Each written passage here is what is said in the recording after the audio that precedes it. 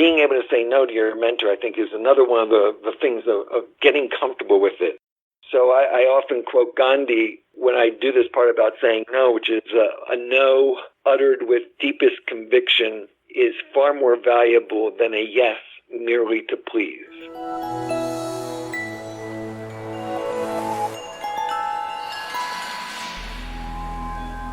Welcome back to the Faculty Factory podcast, friends. This is Kim Skorupski, and I'm so happy that my buddy, Dr. David Yousem from here at Hopkins is joining us on the podcast today. Dr. Yousem is our Associate Dean for Professional Development. He's also the Vice Chairman of Program Development in the Department of Neuroradiology. He used to be the Section Director. And if you happen to be a neuroradiologist, yes, this is the guy who literally wrote the textbook. How you doing, Dave? I'm doing well, Kim. Good to talk to you. Yeah, thanks so much for being on with us. And you are so beloved and so full of information, and everybody loves your seminars. And so I was so excited to get you on the podcast today. So what are you going to talk about first with us? Well, I thought I'd like to talk to you about what makes a good mentee-mentorship relationship, but take it from the perspective of the mentee rather than what is typically provided, which is the mentor's perspective. All righty. Tell us about that. What, from a mentee's perspective, I'm a junior faculty member, and I hear about mentorship all the time. What should I be thinking about or doing? Well, I think that you have to select good mentors. And when considering a good mentor, I usually say that you have to look for 3 A's in your best mentor. And the 3 A's are, is the mentor available? So the first A is available. When I hear about mentees that are not happy with their mentorship experience, most often the complaint is that my mentor doesn't have enough time for me. So having a mentor that you know is available and has the time and prioritizes mentorship is probably the first A. The second A, I would say, is finding someone who is altruistic. And that means that you have a mentor that is going to put your interest, the interest of the mentee, at a priority, that this person cares enough about other people that he may or she may even put their career to a lesser emphasis in order to assist a mentee. So that's altruism. Right. The third A that I talk about is someone who is a good advocate. And this is, I consider advocacy sort of like sponsorship, and that is that you want a mentor who is well-seated in professional society or in research groups or at the NIH so that they can propose you for positions that may be useful to you or for papers that need to be written or for grants, etc. So a good advocate. So those are the 3 A's that I think make up a really good mentor. And as you're looking for one, you should be considering those. The other A's that people sometimes mention are approachable, and that's true. You want someone who's going to be fun to be around and you know, welcomes the mentee to the room. And the other one would be, you know, someone who's affable, you know, to have a good time. I mean, mentor-mentee relationships can be a really positive experience, and you want to have it be something that you look forward to. I love it. So available, altruistic, an advocate for you, approachable and affable. Now, you started saying, you know, these are some tips when a junior faculty member is seeking or asking or trying to find a good mentor. What about those situations where someone is assigned to us as a mentor? So I know there are junior faculty members out there who are at their institutions and they're thinking, well, that's all fine and good if I have the luxury of finding my own mentor. What do you say to someone who, first of all, is assigned a mentor or maybe does not understand or help them understand the idea of team mentoring? How can they navigate that or feeling like they don't have a choice in this matter? Yeah, so I agree with you. It's really a team effort, and by that we mean that you should build a committee of mentors. So when I work with Jennifer Haythornthwaite, who is one of our experts in mentorship looking at it from the mentor side, we talk about different types of mentor. We talk about process mentorship and content mentorship as a large sort of category of mentorship. The process mentor is someone who knows the system, knows how to get around different problems in the institution, knows what it takes to get promoted, is well situated for making contacts. A content mentor, on the other hand, is someone who really understands your science. So, Kim, you in your field may not understand neuroradiology, but I can send a neuroradiology trainee or junior faculty member to you because you know how to navigate through Hopkins system. That's a process mentor. They may use me for content about whether this is a good project to pursue. Similarly, we talk about peer mentorship, and that is, I like to think of that as having someone who's maybe a year or two ahead of you in the system, who has already navigated some of the obstacles for being successful in academia. And so having someone who's maybe still an assistant professor, if you're an associate professor, someone who's just a couple years ahead of you, who might be a good peer mentor. That's and then we also talk about mentors that are successful in navigating the balance between community life, home life, work life, physical fitness life. So, and that person does not need to know necessarily your content nor how to navigate through your institution, but knows how to balance the different aspects of one's life. So those, even if you're assigned to a mentor, I think that, number one, you can have multiple process mentors and multiple content mentors, but you should have a committee of several people who are giving you their perspective. Perfect. I love it. And I know later on in a different snippet, you're going to talk about having difficult conversations and, some communication tips. So even if you're out there and you're thinking, man, I've got a really difficult, touchy relationship with a mentor to whom I was assigned, you have to tune in and learn about some conflict and some snippets from Dave later on. But that's great. So what do you recommend with your mentees and mentors about having some kind of an agreement between how the relationship will work? What are your thoughts on a contract or something like that? Yes, I know that different institutions have proposed having mentee mentorship contracts. Personally, if a mentee was asking me for a contract, I guess I would feel a little bit like that it's not that there's a trust issue if we have to resort to a contract. Uh-huh. So I'm not personally a big fan of contracts. On the other hand, I do think that you need stated goals and objectives that could be instead converted from something in a contract that we both assign to something more like an individual development plan. So I know, Kim, in your JFLP program, you emphasize having and creating an individual development plan. That might serve as the kind of roadmap for the mentor-mentee relationship. But, specifying, we're going to meet this many hours a month, et cetera, to me it's a little bit too formal, and I'm not a big fan of it. However, whatever works, right? Right. I mean, in the end, this is mostly for the mentee's benefit, and if that is what is required, I'll support it. But I think there's other ways of doing the same and getting the same sort of relationship developed without having to resort to a contract that both people sign. I agree with you, Dave. I like the idea of some kind of a structure or an agreement, and I liken it to two different kind of analogies. If you're a cook or you're a baker, you'll follow the recipe. You may follow the recipe for a number of times when you prepare a dish. Then after a while, you get so good, you don't need the recipe anymore.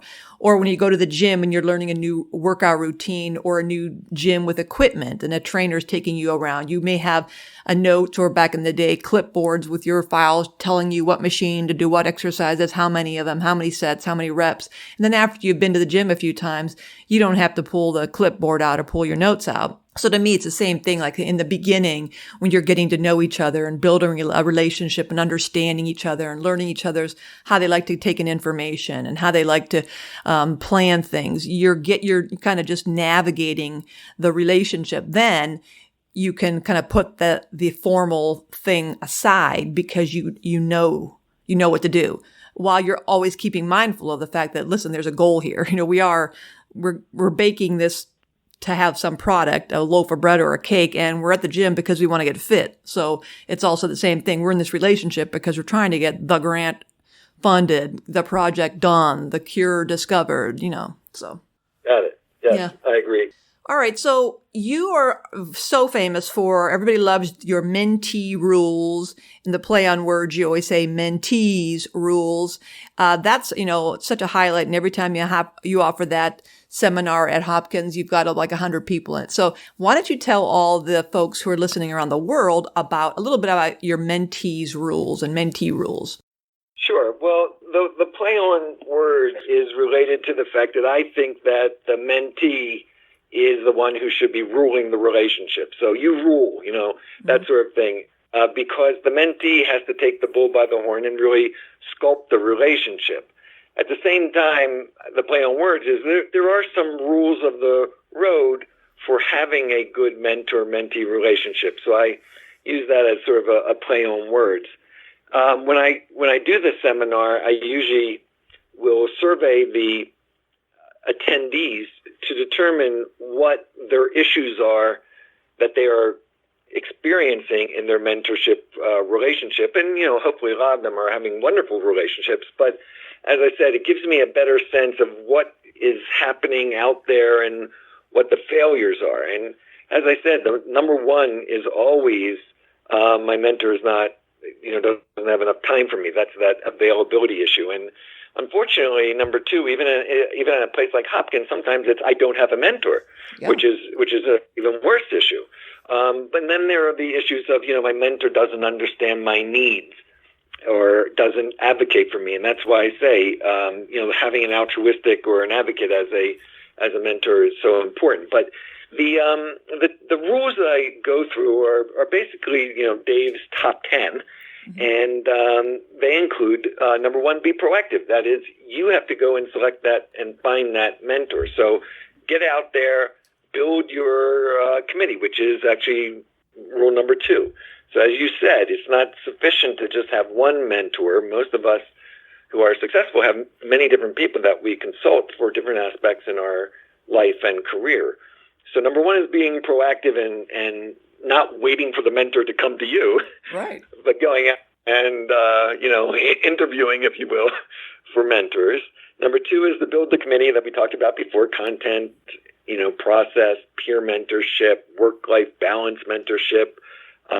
What other types of mentors would you describe, Kim? Yeah, I guess that's it. I mean, you could talk about mentorship around getting promoted or just like how to write a grant or learning how to write better. You could identify perhaps some skill that you want to develop and get a coach mentor around that particular skill or task, I guess. Yeah, right. So number three, the third rule is to know your mission. And, I'm sort of known for pushing that junior faculty pretty early on should sort of develop what their purpose is, what they see their role is in the university or in the private practice or in commercial area, whatever it is. Know the mission, because that gives a better sense of grounding when you have that relationship with your mentor. Number four is to set goals and timelines, and we usually talk about SMART goals that could be put into the individual development plan that you use as sort of as you mentioned it, a recipe or a menu for going forward with your mentor. Set the schedule. So this is my solution to the mentees that complain that they don't have enough time with their mentor, and that is to get on a regular schedule with that mentor. So set a recurring time and date and a frequency with your mentor that both people can agree to. We talk sometimes about, some people need more time than others, but at the very least, you should be having at least one meeting a month with your mentor for an hour. We would like to see more, but get on the, so it's the third Wednesday of the month at 1 p.m. to 2 p.m. Set the schedule and make sure that even if you can't make it, that you reschedule to keep that same frequency. Number 6 on the list is to create an agenda and send it in advance. I think this is an important part that the mentee should do because, number 1, it allows the mentor to see what is going to be the topics for the next day, again, sending it in advance, and prepare. So if the topic is review of my grant and I, as the mentor, haven't looked over your grant yet, well, there's my cue, right? Or if the topic is talk about, potential placement on an editorial board, well, then I have to, have time to think about it. But just as importantly, it tells the mentor that you're thinking about their time and using the time well with an agenda. Mm-hmm. Number 7 is reflective listening, and that is this Rogerian reflective listening to make sure that the mentor understands hears that you are hearing exactly what they're saying. So after the mentor tells you, well, I think you need 3 more papers, you give that reflective listening piece of, oh, so you're saying that 3 more papers and I should be able to be promoted. Did I get that right? And get that affirmation, because sometimes, even with the best of intentions, people don't understand exactly what they're saying to each other. And I know even with my wife of several years, sometimes you need that, even with someone that you're communicating very well with. Right. Number 8 is summarize. And by that, I don't mean in the reflective listening. I mean, after the meeting, I like receiving bullet points from my mentees of what the action items are for me. So we summarize and say, the summary might be, we met yesterday, and some of the highlights are, A, you agreed to contact Dr. Jones about, possible placement on a study board. B, you're going to return the paper for revision by next, Thursday. So just little reminders for the mentors, because, some of the mentors have many, many mentees. So having a little summarization of what transpired and what the agreements were, I think is important. Number 9 is always to express appreciation. Most mentors, although they enjoy doing it, it's a pleasure for them. It's also a pleasure to hear that what they stated or their time was recognized as valuable to the mentee. And finally, something that I think, Kim, you probably have a separate seminar on or snippet on is how to say no. And saying no is important because sometimes the thing that is being requested of you, it does not comport with either your values or religious tenets or your focus or your mission. And so being able to say no to your mentor, I think, is another one of the things of getting comfortable with it. So I often quote Gandhi when I do this part about saying no, which is a no uttered with deepest conviction is far more valuable than a yes merely to please. Mm-hmm. So how to say no and right. doing it in a way that shows your integrity. That's right. Rather than, just being difficult, I think is an important rule that mentees have to learn. You're right. You mentioned the JFLP, which stands for the Junior Faculty Leadership Program. And we also talk about, when you say no to something, you're saying no to one thing. But when you say yes to that one thing, you're potentially saying no to many other things, because now you've taken on something else and that's shifting priorities. And now the things that that were mission centric to you are being realigned, and maybe, inappropriately so. So it's so important that we have to practice that saying no and being comfortable, being polite, maybe, no, not now. Because you say no to this, you're saying no to one thing now, maybe not, forever, but just now. But if you say yes, you may end up inadvertently saying no to a lot of other things that are more important. Exactly. So these are great, 10 great tips, and I've written them down. Be proactive, build a committee, know your mission, set goals and timelines, set a schedule, create an agenda and send that in advance, practice reflective listening, summarize like the day after or after the meeting and send it bullet points to the mentor, express appreciation, and say no and learn how to say no. Awesome. Those are my 10 Mentee rules. 10 Mentee rules, Dave Yousem. Oh yeah, those are classic. Now, you and I both know, and a lot of people out there know, that there comes a time when this is just not, we can't go further in this mentee-mentor relationship. And I know in all your decades of being Hopkins and the hundreds and hundreds of mentees you've had, how do you know when it's over? And how does a junior faculty member get out of it? How does a mentee, break up with that mentor?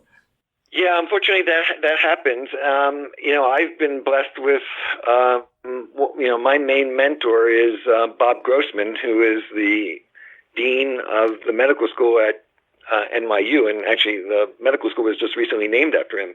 And he's been my mentor, for over 30 years. I still can go to him with issues, and he's very responsive guy and obviously very successful. So ideally, what happens is that it's not the mentor-mentee relationship ends on a sour note. It's that you move ahead and you're more involved in your own mentees and need less mentorship as you go along in your career. However, there are times when it doesn't work out, and being able to preserve the relationship while the interpersonal relationship while ending the mentor-mentee relationship is a skill, and part of it is expressing appreciation for the person's time and how far they've gotten you, and praising those aspects of the relationship that did work. Mm-hmm. And then, sort of summarizing the goals and objectives that were accomplished. But sometimes you do need to move from one person to the next as your career advances, ideally. Now, what I would say is that you want to have continuity from one person to another. So fortunately, if you have a committee of mentors, you're not going to be abandoned by all of the members of that committee. And, even as I left the University of Pennsylvania, where I was with Bob Grossman, to Hopkins, I still was able to call upon him for advice for things that were happening at Hopkins. In fact, sometimes it's nice to have someone outside of that institution. Right. So what I would say is that when the mentor-mentee relationship is just bad, we talk about the different types. So we talk about tormentors. We talk about someone who is, being very hard on you and not making you feel good about yourself. That would we call that a tormentor. We have the dementor, which is the person who's driving you crazy and getting you into all kinds of problems. Which also the link there is the fomenter, right? Who foments bad relationships. We have the fermenter, who becomes basically a drinking buddy, but really is not helping you with anything of value. Right. The lamenter, who only talks about your failures and never celebrates with you.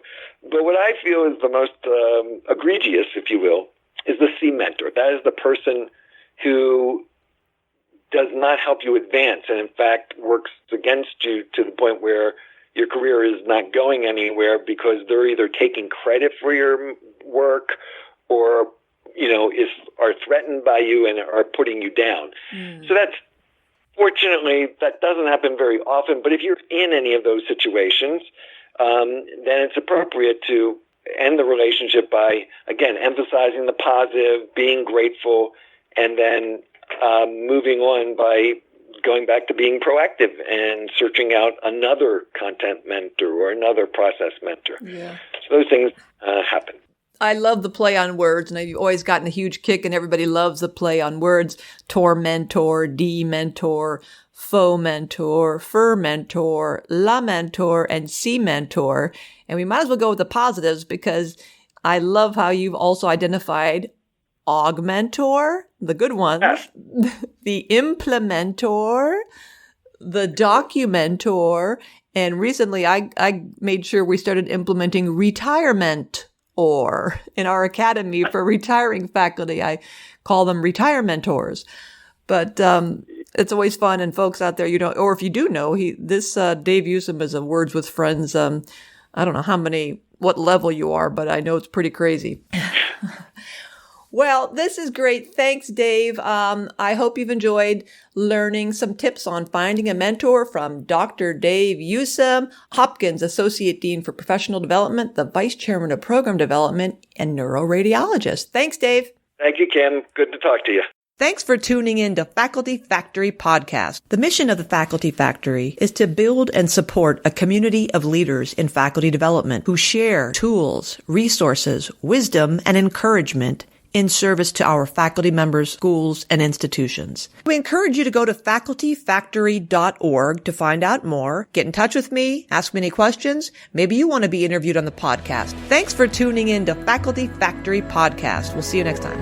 The Faculty Factory podcast and website is sponsored by the Johns Hopkins University School of Medicine Office of Faculty. For more information, visit facultyfactory.org.